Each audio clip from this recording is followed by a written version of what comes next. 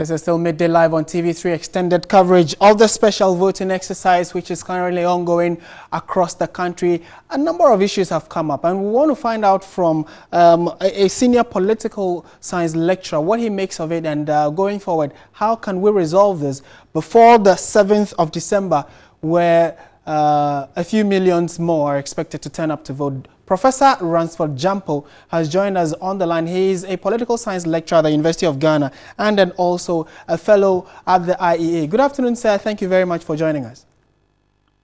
Thank you for having me. I'm sure you must have heard of the developments across the country and the reports coming in about the voter issues. What do you make of it?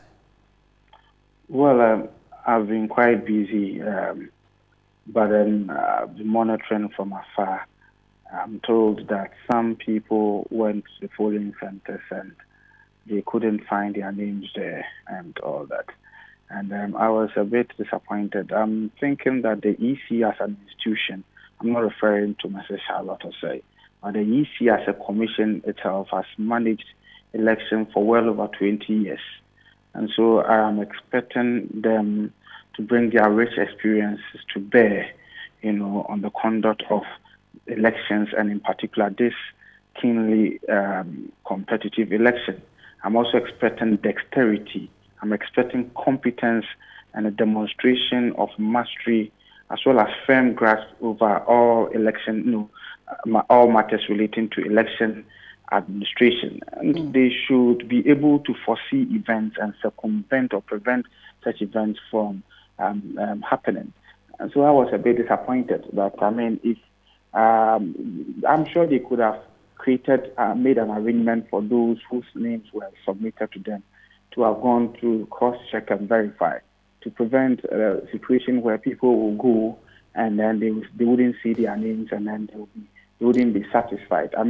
If they see coming events, they say cast their shadows. But I am hoping and praying that the EC will set up so that this wouldn't be a matter that can repeat or recur next week. I think they have gained the needed experience, and so they must show competence. And we cannot always be learning, we cannot always be repeating the very mistakes that we've always been committed. Yeah, Prof, what kind of bearing do you think that today's activities could have on December 7? Well, if these things happen, they create unnecessary tension. People become paranoid, people become scared, and then people would also have some impression in their minds that, look, the processes wouldn't be fair, the processes would once again be fraught with challenges and irregularities. But I think coming from 2013 election petition, the EC must really put its house together and ensure that some of these minor, avoidable, and preventable challenges do not characterize this election, because this election is going to be keenly competitive. And so you do not want a situation where you give room for some of these minor things to occur and then for people to have lack of faith in the system and all that. And so we plead that immediately they should act with dispatch to ensure that some of these challenges are addressed. We are grateful for your time, Professor Ransford Jampo, for that particular insight or you've given us on this particular development. He is a professor, Ransford Jampo, and a lecturer at the University of Ghana Political Science Department, also a fellow at the IEA. We are going straight to the offices of the Electoral Commission right now, where we have a feed of the president addressing all the political parties gathered there, because the parties are there to sign a peace pact. So we want to hear what the president, John Dramani Mahama, is saying at the moment.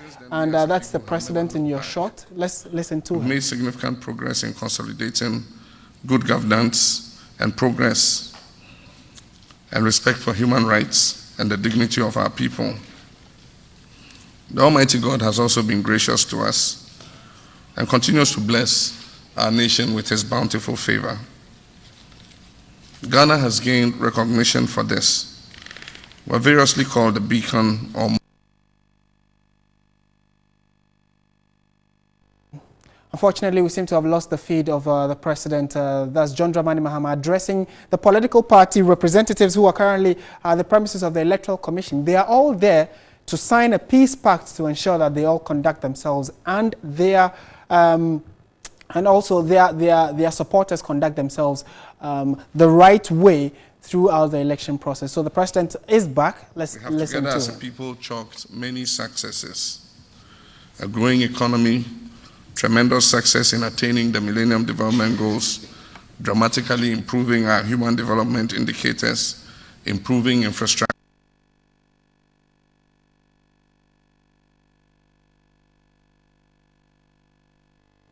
Few technical challenges there, but certainly subsequently we'll bring you a fuller version of what the president has told the people there, because you saw in our earlier pictures that Nana Akufo-Addo and his vice president, Dr. Bawumia, were there. His vice presidential candidate, I beg your pardon. The vice president himself, Pakwese Mr. Arthur, was there earlier. The president is there now. PPPC, PP, PNC, NDP, all the flag bearers on the ticket for this year's elections are at the premises of the Electoral Commission. And the decision was taken by the Electoral Commission chair, Madam Charlotte Osei, to bring all of them together so they can endorse a peace pact to ensure that they themselves and their supporters conduct themselves the right way or properly before, during, and after the December 7 polls. So we'll let you know what exactly the president has been saying in our subsequent bulletins. And we are clearly hoping that the information would be a clarion call on all of us, including you and I, to ensure that we do the right thing when we step out to vote. Earlier, my colleague Bridget Otu was there and spoke to or gave us an update of what specifically the representatives were there to do. So let's listen again to that report, then we probably might get a better feed from the president. So this is the first time the Electoral Commission is meeting the presidential candidates of the 7 parties who have qualified for the December polls. It's the final briefing for the candidates to see the integrity mechanisms they have put in place to ensure the polls go on without a glitch. And if there are any glitches at all, the Electoral Commission is very well capable of handling it. As of this moment, the President of the Republic is yet to be present, but we have the independent candidates walking in a while ago. The vice presidential candidate of the NDC, though, was the first to arrive. The candidate for the New Patriotic Party and his vice also are in there, together with the first female presidential candidate, the NDP, former First Lady Nana Akufo-Addo. So we'll be bringing you a lot more from here at the Mervyn Peak Hotel. Remember, right after this meeting, we'll move to the other side where they will affirm to a non-violent elections. And that's Bridget Otu with that report earlier in the day. And as we speak, the president is addressing the gathering, and we want to take you back there to the premises of the Electoral Commission. I have absolute confidence in Ghana's capacity to successfully clear the upcoming democratic hurdle on 7th December 2016 and stay the course of democratic and economic transformation that I have initiated over the last 4 years.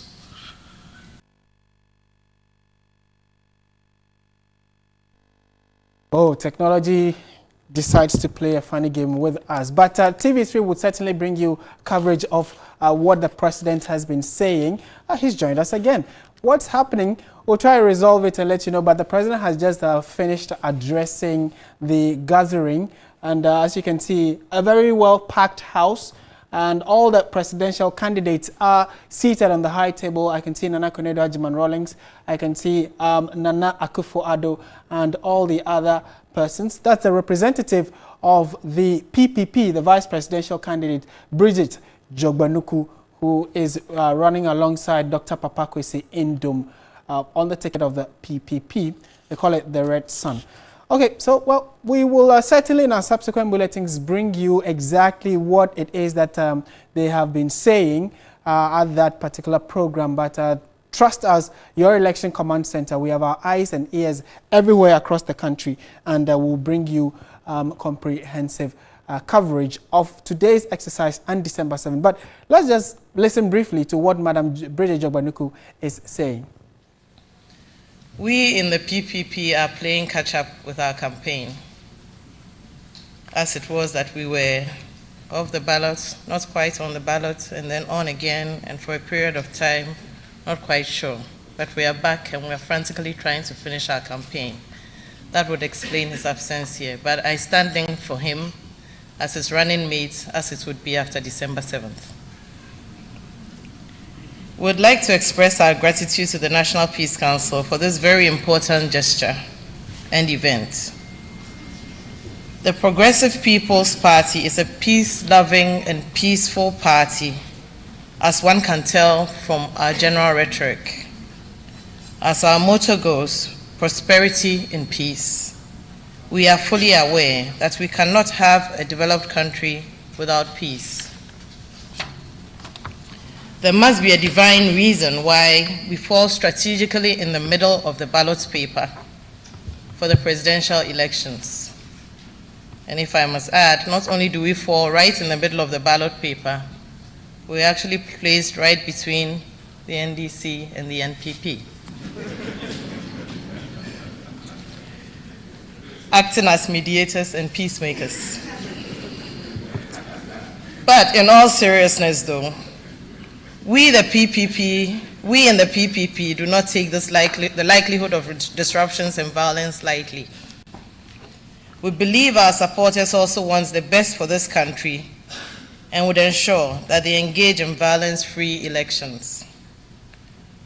We will continue to preach until December 7th that we go to vote with a thumb and not with a fist, or any kind of gadget for that matter. The PPP, by signing this declaration, pledges towards peaceful elections and wish all the other parties and all Ghanaians the same. Thank you very much. And that is Madam Bridget Jogbanuku. She is the running mate of the Progressive People's Party's flag bearer, Dr. Papa Kwesi Indum. So you can actually tell that the flag bearer of the NPP, Ghana's biggest opposition party as we speak, he's also about to address the gathering, and we want to go straight and listen to him. John Dramani Mahama, President of the Republic, an NDC presidential candidate, Chief Justice of the Republic, Georgina Theodora Wood, President Ellen Johnson Sirleaf, President of the Republic of Liberia and current chair of ECOWAS, former President of the Republic, Jerry John Rawlings, former President of the Republic of South Africa and head of the Commonwealth Observer Mission, Thabo Mbeki, the United Nations Secretary General's Special Representative to West Africa and the Sahel, Mohamed Ibn Chambers, Deputy Secretary General of the Commonwealth, Josephine Ojiambo, Minister Prosper Bani, the Chairperson and members of the Ghana National Peace Council, President and Nananum of the National House of Chiefs, eminent religious leaders, members of the diplomatic corps, fellow presidential candidates, distinguished ladies and gentlemen, fellow Ghanaians. Like the vast majority of Ghanaians, I continue to believe in democracy as the best system of government under which this nation under God should be developed. I have spent nearly 4 decades of my life standing shoulder to shoulder with the people of Ghana in advancing the cause of democracy. I want to be president of a united country that is at peace with itself. Over the course of the last 24 months, the New Patriotic Party has fashioned out a comprehensive program which we believe will lead to a rapid development of our country, Ghana, and a significant improvement in the standards of living of her people. We want to win a fair and free election and gain a true mandate from the people of Ghana to implement our programs.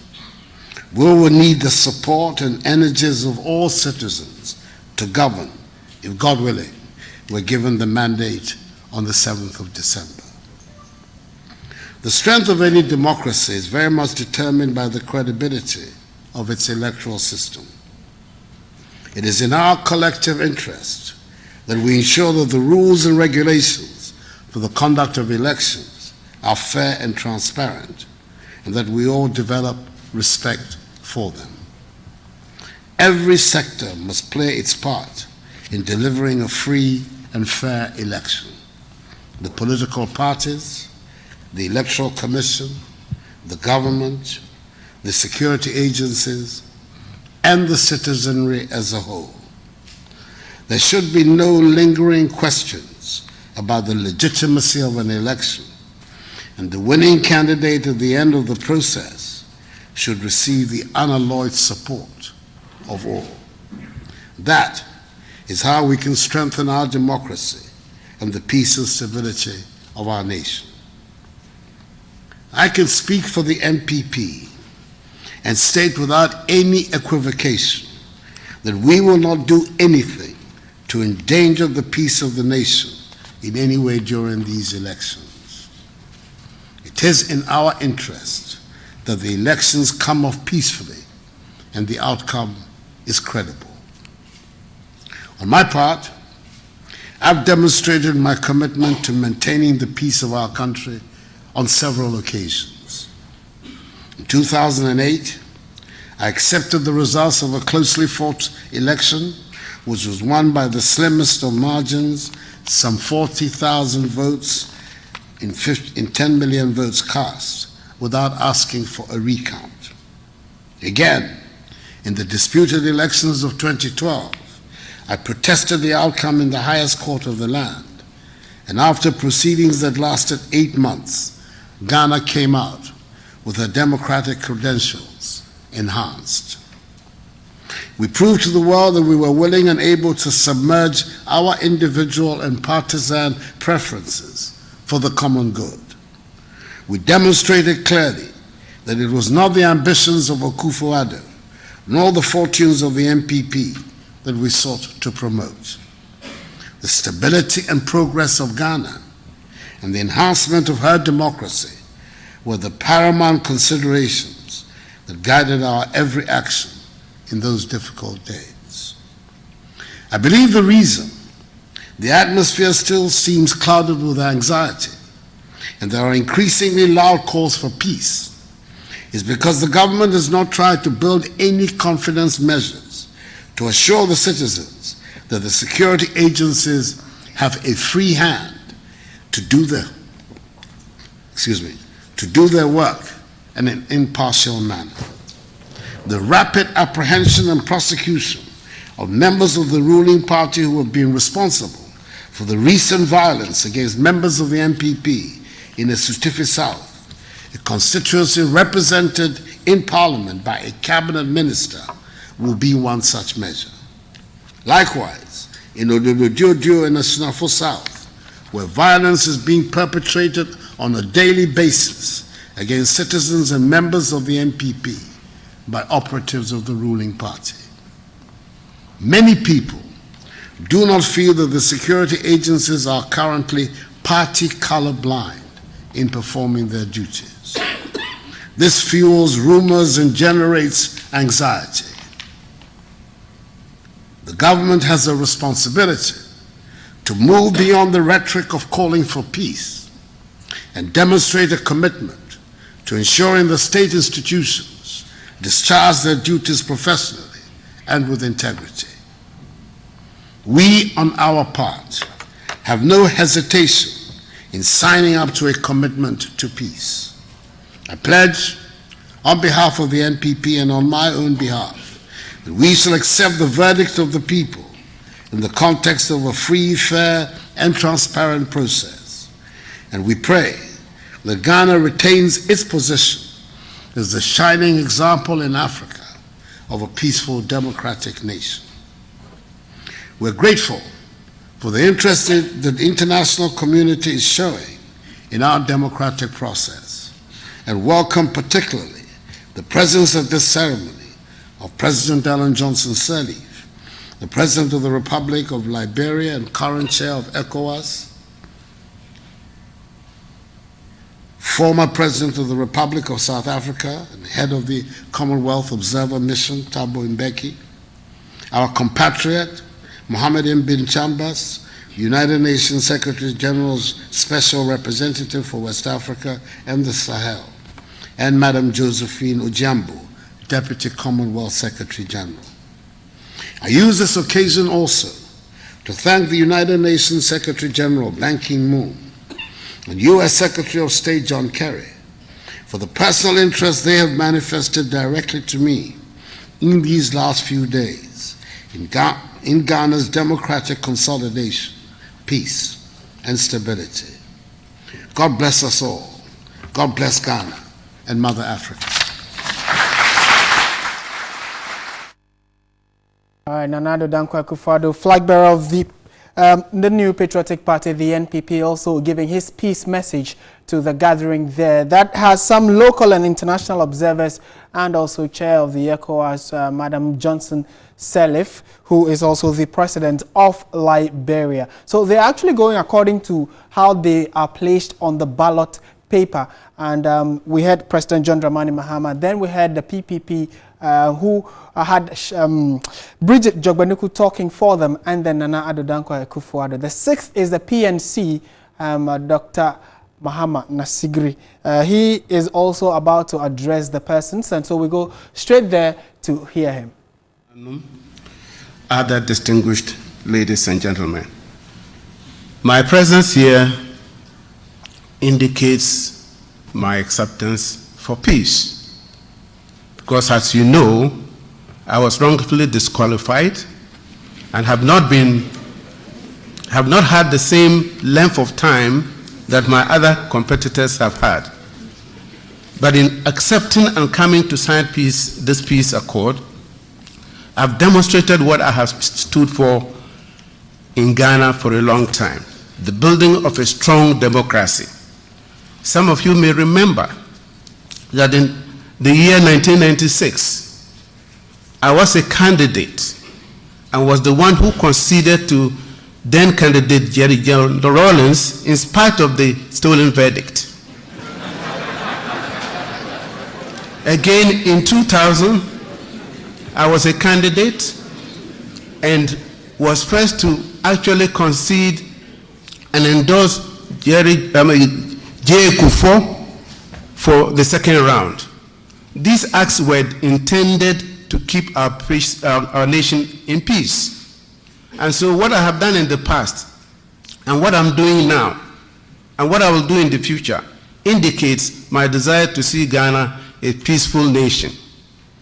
And so I want to urge my fellow competitors and my countrymen out there to let us keep Ghana in peace, because without peace, there cannot be any development. Thank you very much.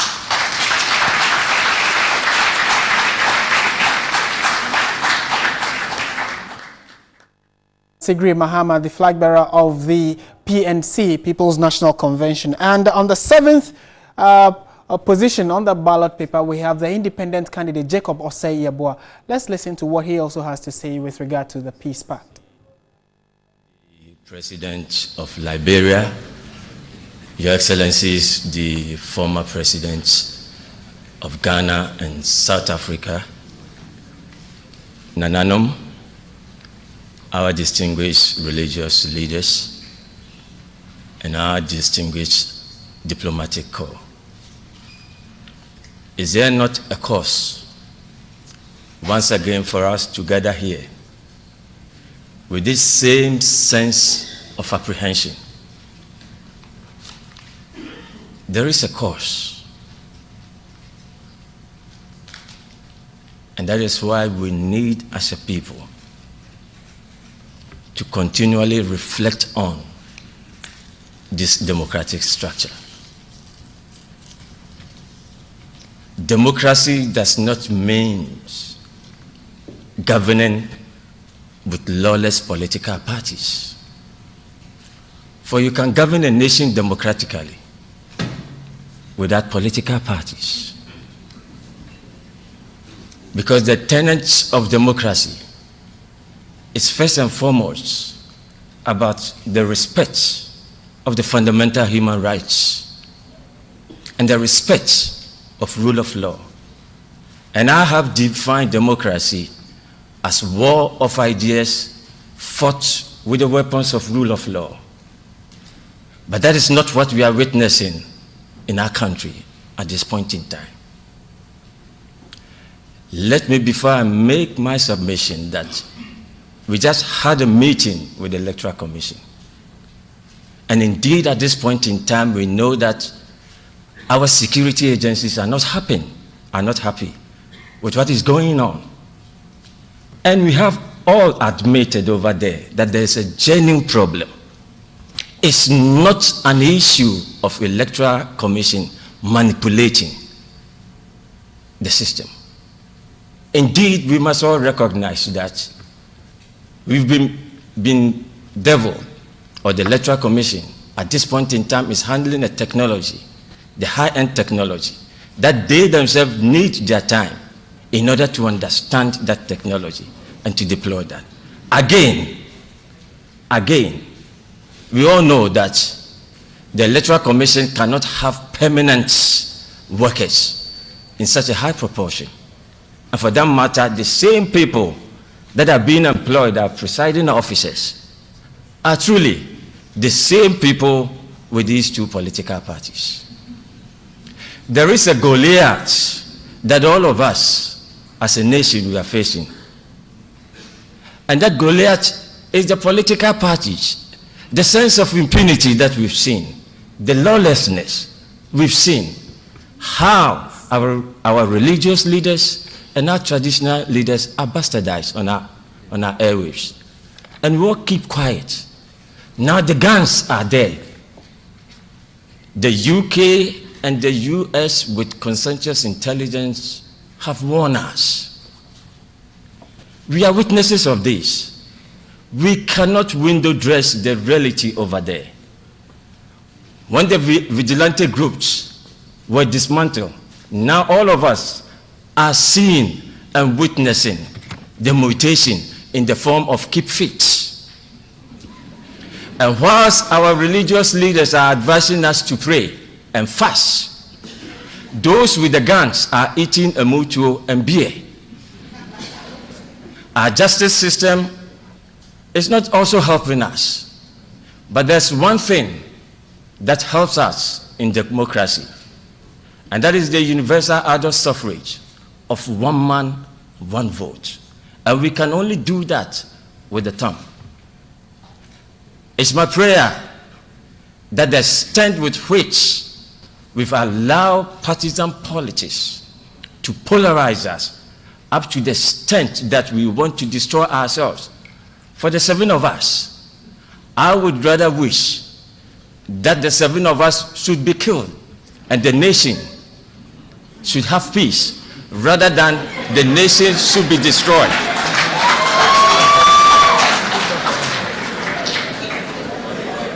We have had situations. You know, they are afraid of death. This is what they are telling me. If they are afraid of death, there's no need for anyone to kill because that person or that group wants any one of us to become the president of Ghana. They themselves are afraid.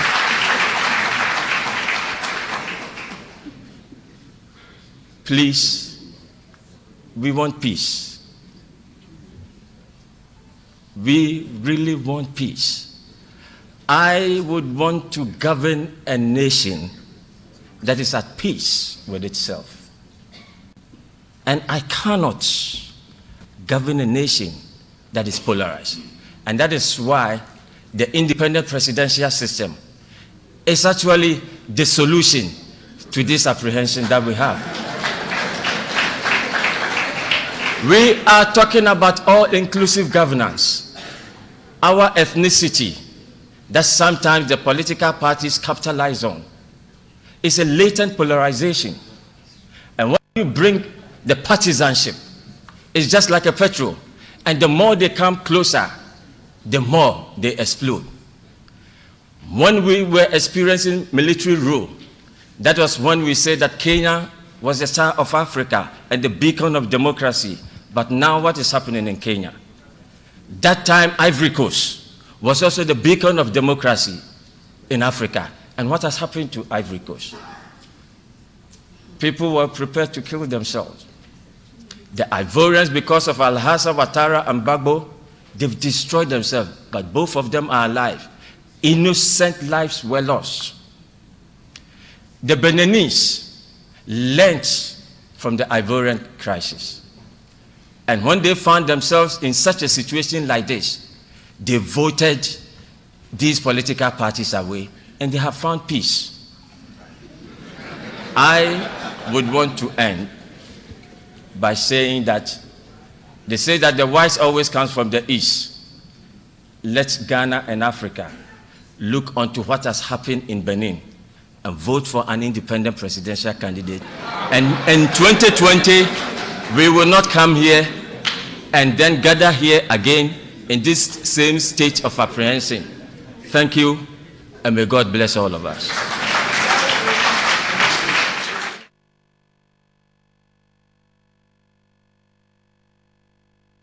Your Excellencies, distinguished ladies and gentlemen, collectively, the brief remarks by the presidential candidates give all of us food for thought. Now we go to brief remarks by the international community. The first on the line is Eminence Cardinal Peter K. Appiah Turkson, President Pontifical Council of Justice and Peace, Rome, and former chair of the National Peace Council. He's not here today, but a clip and a message has been sent from his office, and we'll have the benefit of it by technology if it's possible.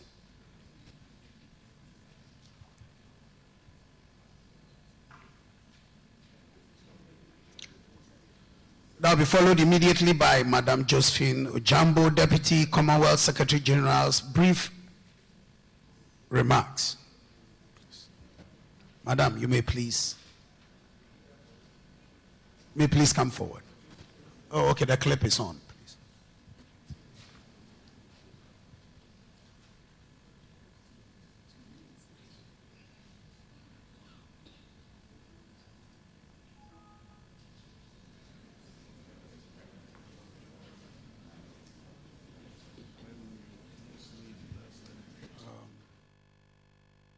All right, so we're still bringing you live pictures from the premises of the where the Electoral Commission has met with the flag bearers of the various political parties and also the observer missions, both domestic and international. All the flag bearers have had their take to address the nation on what they intend to do before, during, and after the elections, and then also what they intend to let their supporters do. And it was pretty interesting listening to the comments of Jacob Osei-Yeboah, who is the only presidential candidate, independent presidential candidate in this year's elections.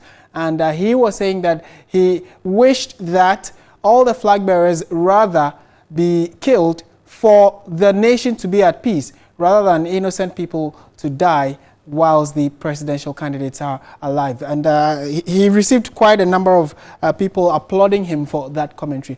But this is TV3. He certainly will bring you an update of the development there and what the pledge of all the 7 representatives are in our subsequent bulletins. But this is a special coverage of this today's activity, which is the special voting, which is ongoing, and then also the fact that there are some key political developments happening. Let's listen again to what is being said there. There's a message to Ghanaians.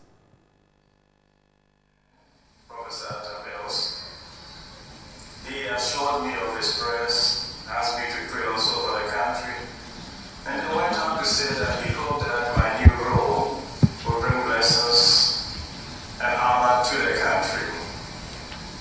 This always stayed with me, and in everything that I've tried to do over here, I've tried to make it bring blessings and honor and praise to our nation, and it's in the light of that I want to share this brief sentiment with you. to Rome to assume this my new role and responsibility. This was 2010, in the midst of the financial crisis. And the first exercise that I had to engage in was to undertake a study of this crisis to discover its roots and to propose solutions. Then we discovered that globalization has a lot to do with this. And then in the study of this phenomenon, we came out with a conclusion that globalization indeed does bring us together. That fashion interconnectedness between us and makes us neighborly, but it did not quite make us brothers. And it is this that I want to make as a point of departure for my own reflection with you today.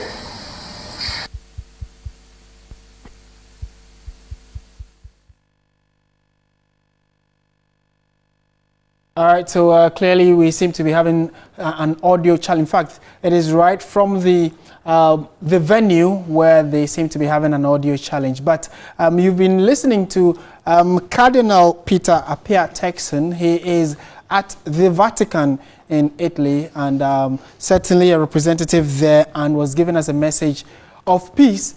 His message is also embedded with that of the Pope of the Catholic Church, the world's biggest church. So Cardinal Peter Appiah-Turkson is back on. Let's hear what it is that he is saying. Politics, which we live here, political leadership of our country, may not fall into the trap of having us live together, but discouraging and doing everything to prevent our brotherly existence. So, the party politics that we exercise, this form of government that we've adopted, is challenge always to recognize that, yes, we live together, we neighbors in this land, but that we are called to transcend our neighborly existence and to make a brotherly existence. This then is a challenge of all who exercise leadership in this country, to recognize that Ghanaians are not called to just live together, but to become also brotherly in their living together, caring for one another and wanting to live together and pursue common objectives and common goals for the well-being of all who live here.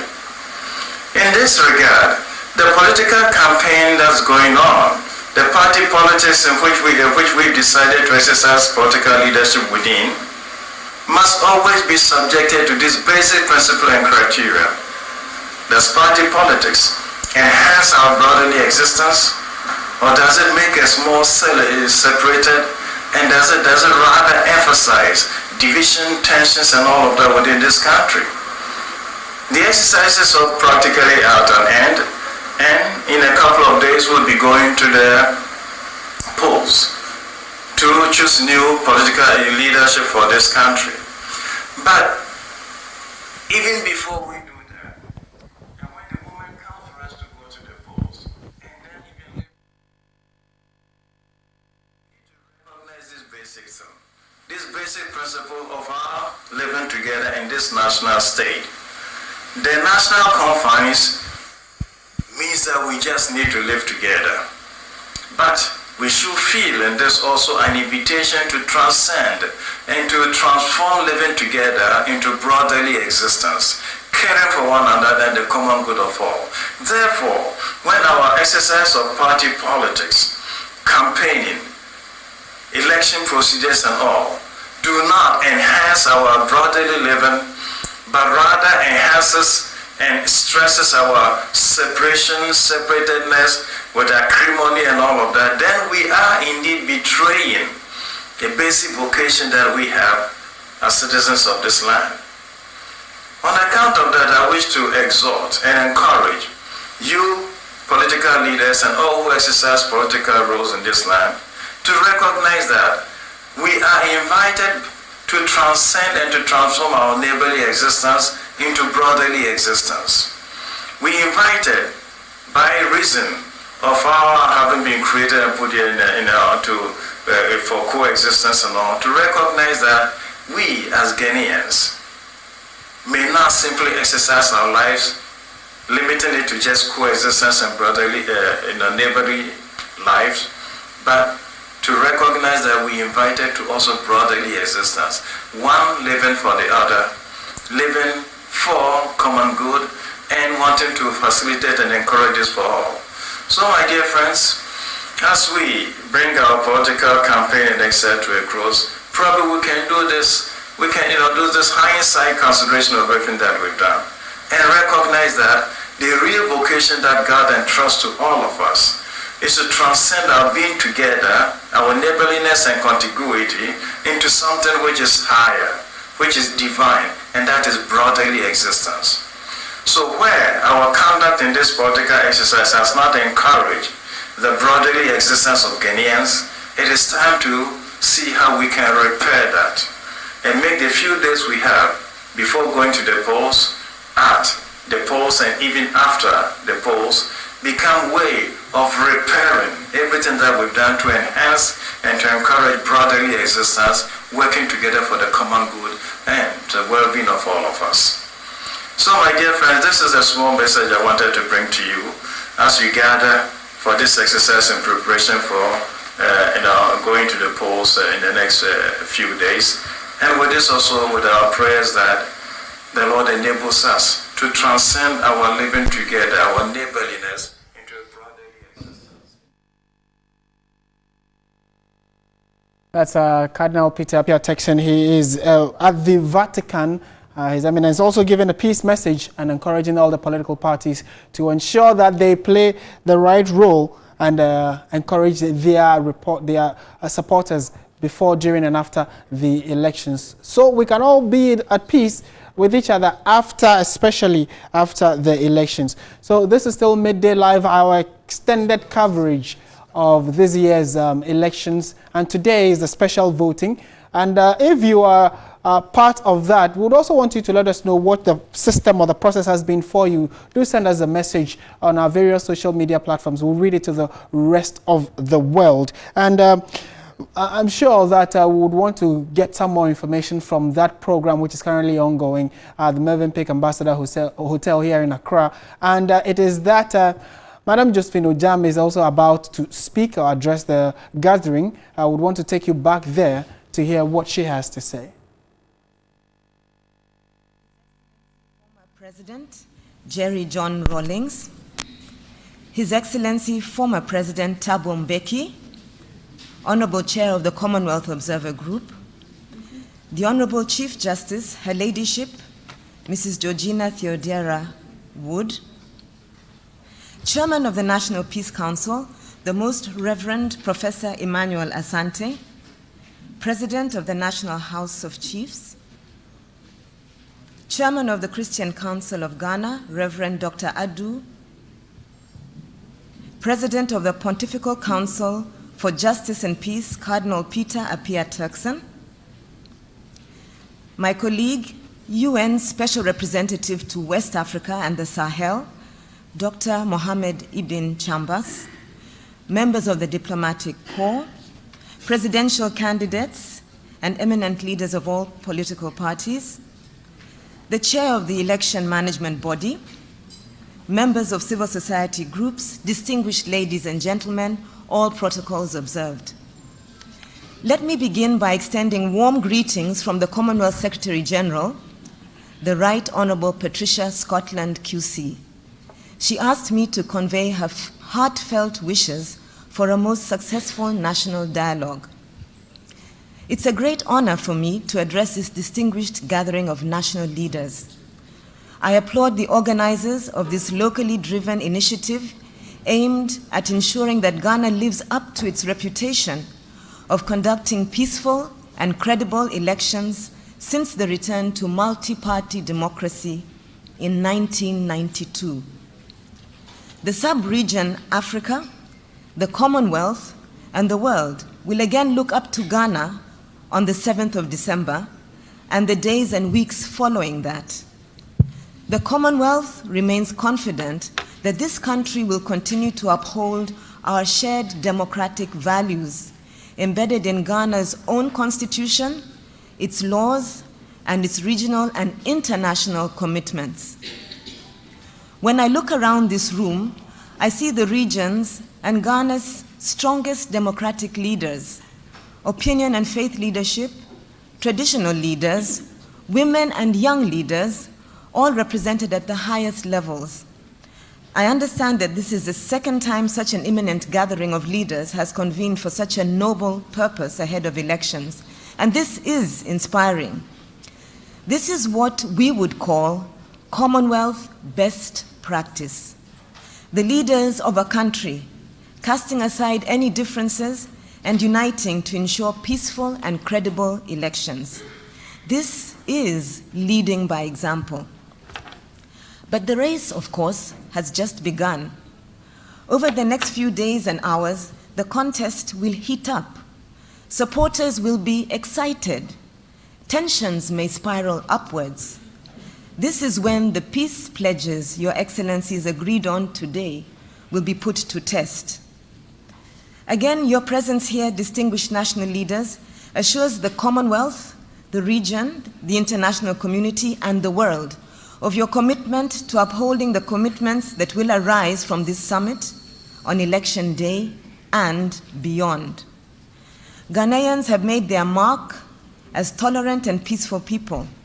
The democratic institutions present here today have facilitated peaceful transitions from one administration to another, when elsewhere in Africa we have witnessed unfortunate spikes in election-related violence and unconstitutional changes of governments. Ghanaians have always resorted to the legal route to settle any grievances after elections. This is commendable. It demonstrates the confidence reposed in your strong institutions and in you, its leaders. Indeed, it speaks volumes about the rule of law in this country too. It is also a demonstration of political maturity. You have made Africa and the Commonwealth proud by choosing peace over violence. Your Excellencies, the conduct of political party leaders during this electoral period is under scrutiny, both domestically and internationally. It should be beyond reproach. Your supporters will follow you wherever you lead them. I urge you to send consistent and frequent messages of peace and tolerance to your supporters, even when all appears calm. I urge you to promote issues-based campaigns and shun personality campaigning, as this fans the flames of tension. I encourage you, political leaders, to recognize the constitutional role of the Electoral Commission and to respect its independence. I commend and encourage the Electoral Commission thus far, and on its part, to continue to encourage all stakeholders, including political parties, security forces, civil society, and media representatives at all stages and levels of the electoral process. This will serve to maintain and build upon the level of confidence already placed in you and will ensure transparency in the entire process. However, ensuring peaceful elections is not the sole responsibility of the Electoral Commission and political parties. Civil society plays a vital role in promoting transparency and accountability during elections as the voice of the electorate. Their behavior will also contribute to the tone of the political environment and to the achievement of peaceful elections. The media and civil society should therefore play their roles meaningfully and offer constructive criticism to the Electoral Commission, political parties, and other stakeholders where necessary. Moderator, I would be remiss not to express concern about recent clashes between some political parties. These acts of violence should be condemned, as they have no place in democratic societies. Ghana is enjoying the fruits borne by constitutionality, democracy, and the rule of law. The bitter results of not respecting these basic norms should forever remain in the annals of your history. Your Excellencies, distinguished ladies and gentlemen, I'm conscious that I speak before seasoned Democrats and some of Africa's greatest statesmen and women. I speak in a country where successful democratic transitions are the norm. It is therefore important that we continue to lift the bar by addressing those aspects of elections that further improve its quality. In this regard, My final appeal to you is that you continue to ensure that these elections are as inclusive as possible. All segments of Ghanaian society must be encouraged to take part, in particular women, young people, and those with disabilities. I conclude by conveying warm Commonwealth congratulations for this significant summit, and I thank you for inviting the Commonwealth to be a part of it. I urge political leaders to commit not just to the letter, but to the spirit of the Peace Pact, which they have just signed today, and to agree appropriate enforcement mechanisms that will further strengthen it. I thank you, and God bless Ghana.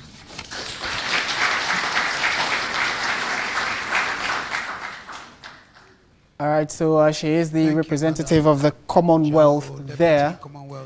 Yes, the Commonwealth representative there, also encouraging Ghanaians to ensure that we go to the polls, exercise our franchise, and then also go home peacefully. But certainly we are monitoring the development there for you, and then also we want to ensure that we give you every electoral development in and around the country, especially in the country. So a special envoy of the United Nations, Ibn Chambers, has also mounted the podium. Let's go. Dr. Ibn Chambers, I beg your pardon, has mounted the podium. Let's go straight and listen to him. President of Liberia, Chairperson of the ECOWAS Authority of Heads of State and Government. Your Excellencies, Jorogen Rawlings and Thabo Mbeki, former presidents of Republic of Ghana and of South Africa, respectively. Her Ladyship, Georgina Wood, Chief Justice of the Republic. Honorable candidates to the presidential election of December 7, and national executives and senior members of political parties here present. The Most Reverend Emmanuel Asante, Chairman of the National Peace Council and other members of the Peace Council. Togbe Afede, President of the National House of Chiefs. And may I also recognize immediate past President, Professor John Nabila, and other members of the House of Chiefs here present, eminent traditional and religious leaders, Excellencies, members of the Diplomatic Corps, very distinguished invited guests. I'm pleased to be here today on behalf of the United Nations to participate in this solemn gathering. It is indeed a great satisfaction to witness the collective commitment to peaceful elections by all presidential candidates ahead of the polls scheduled for 7 December 2016, and we commend all the signatories for this strong gesture in favor of peace. You have just publicly confirmed your commitment to peaceful elections and to the resolution of election disputes through nonviolent means. As this declaration is being signed, let there be no discrepancy between verbal commitment and concrete actions. Let words be accompanied by attitudes that truly demonstrate the sincerity of your pledges. Allow me to congratulate the institutions that have made this the organization of this important high-level event a success, particularly the National Peace Council, the National House of Chiefs, the Supreme Court, and the Electoral Commission. The Secretary General of the United Nations, Mr. Ban Ki-moon, has been following closely the preparations towards the December 7 general elections in Ghana and warmly welcomes this initiative.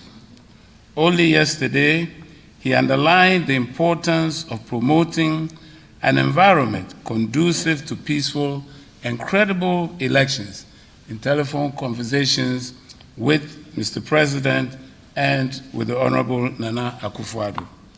He further insisted on the crucial role of all stakeholders in diffusing tensions and preserving peace, bearing in mind Ghana's reputation for being a beacon of stability and the rule of law in the sub-region, indeed in Africa. Secretary General Ban Ki-moon underscored the need for all political parties to sign this code of conduct, which they've just done, and to take the responsibility for preventing the outbreak of violence related to the elections. The commitment of the United Nations to working in favor of peaceful elections in Ghana is also shared by the wider international community, as demonstrated by the support provided by the ECOWAS, which is present at this ceremony by none other than the chair of the Authority of Heads of State and Government, Her Excellency Ellen Johnson Sirleaf.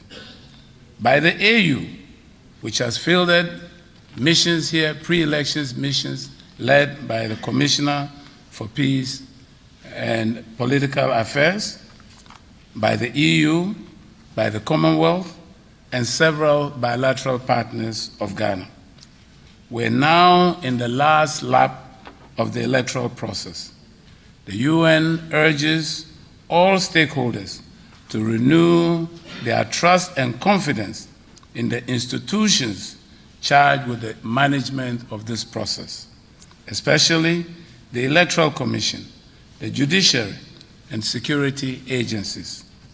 Prior to this ceremony, only this morning, the Electoral Commissioner has once again just assured the candidates of its commitment and determination to manage the elections openly and fairly. In the last few weeks, the judiciary has demonstrated its capacity to effectively and expeditiously and in a fair manner adjudicate on election-related disputes. Excellencies, distinguished ladies and gentlemen, much has been done towards ensuring successful polls on December 7. Yet, there's still room for continuing alertness. The report of election-related violence in some parts of the country over the last few weeks is an indication that political temperatures have sometimes risen to unhealthy levels. We would like to reiterate the UN's appeal to state security agencies, especially the police, to demonstrate professionalism and even-handedness in the discharge of its onerous duties as the impartial guardian of the maintenance of peace and security before, during, and after the elections. While we need to be vigilant, we all know well that Ghana remains strong.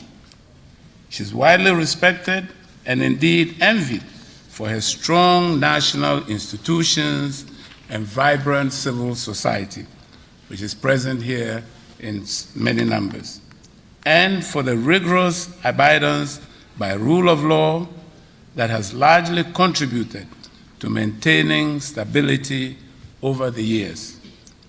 Let me restate that peace is the shared responsibility of all stakeholders in Ghana's democracy.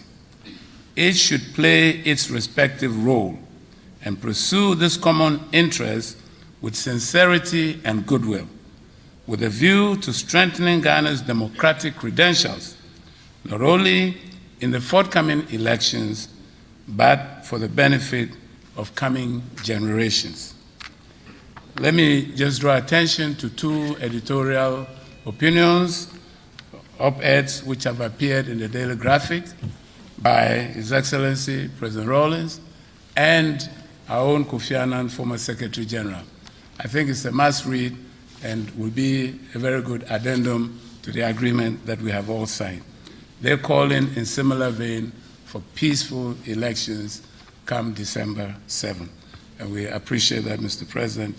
We thank Mr. Kofi Annan for constantly adding his voice to this call for peaceful elections in Ghana. On behalf of the United Nations, I wish to thank you all once again for your respective efforts And I thank you for your kind attention. May God bless us all.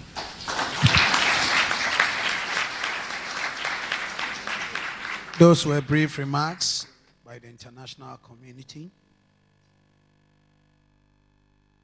And those were the words of the representative, special representative to West Africa, Dr. Ibn Chambers, Mohammed Ibn Chambers. He is the special UN representative to West Africa on behalf of Ban Ki-moon, who is the UN Secretary General. And he has also reiterated the concern for peace and said that the entire global community is taking a critical look at Ghana and that we should ensure that at least by the end of the polls would have another feather in our cap as a nation. So, well, developments are still ongoing there, and we would certainly be going back for some of the speeches. And the current chair of the ECOWAS and the president of Liberia, Madam Ellen Johnson Sirleaf, is mounting the podium to address the nation. And that address is by extension to the entire West African sub-region and Africa as a whole. So let's listen to Madam Ellen Johnson Sirleaf, who is also the president of Liberia. Under Secretary General and representative of the UN Secretary General, Dr. Ibn Chambers, distinguished presidential candidates, chiefs, traditional leaders, members of the diplomatic corps, citizens, and partners of Ghana. I bring you greetings from the leaders of the ECOWAS authorities, presidents and heads of states, whose wish is for a peaceful and successful elections on December 7. As the economies of West Africa expand and diversify, democracy moves to a higher level of maturity. Our 15 countries are in various stages of this maturity, but there is no doubt that democracy, which assures peace, is an irreversible process. Ghana has been in the forefront of a democratic system that works. Ghana has led the way in 3 successful, peaceful transfer of power. We applaud the Ghanaian people for this success, and we have confidence that in the December 7 elections, they will uphold this enviable record. We equally applaud the leaders who are contesting, and we thank them for their express commitment to peace and to confidence in the electoral institutions and processes. We applaud them for the Accra Declaration that they have just signed on to. To the women of Ghana and the youth of Ghana, joined by the people of Ghana, we say to you, peace is in your hands.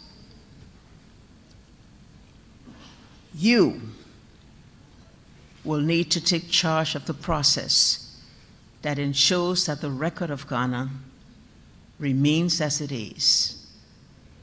We look to you to uphold that tradition. We look to you to protect it. May God guide you as you move toward your expression of choice. Thank you. Thank you, Your Excellency. And we thank everyone who gave us brief remarks from the international community. And now that takes us to concluding remarks by Togbe Afedi, the 14th President of the National House of Chiefs.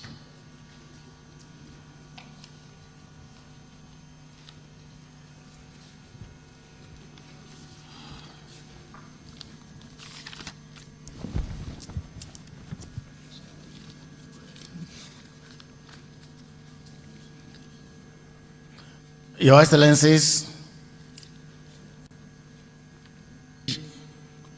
to pledge commitment to peace,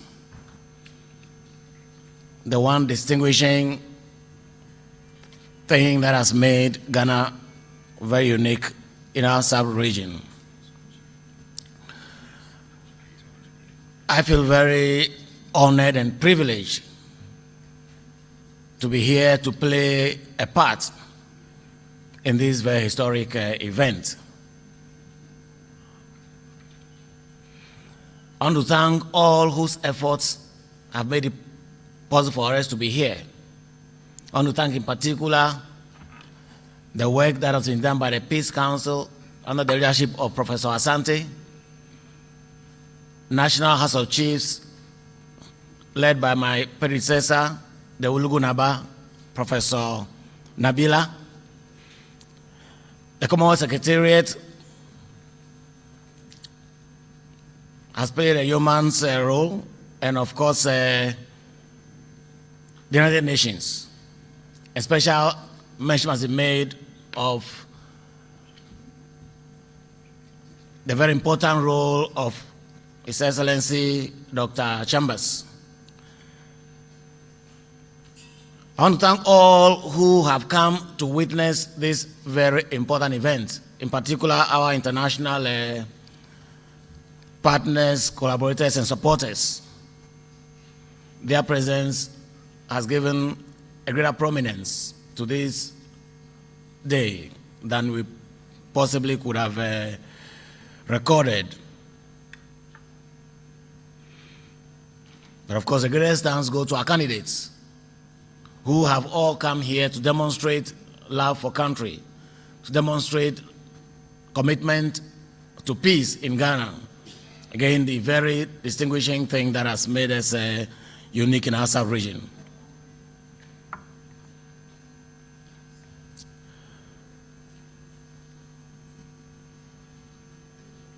We have to honor this day, and the greatest honor we can do to this day, and of course,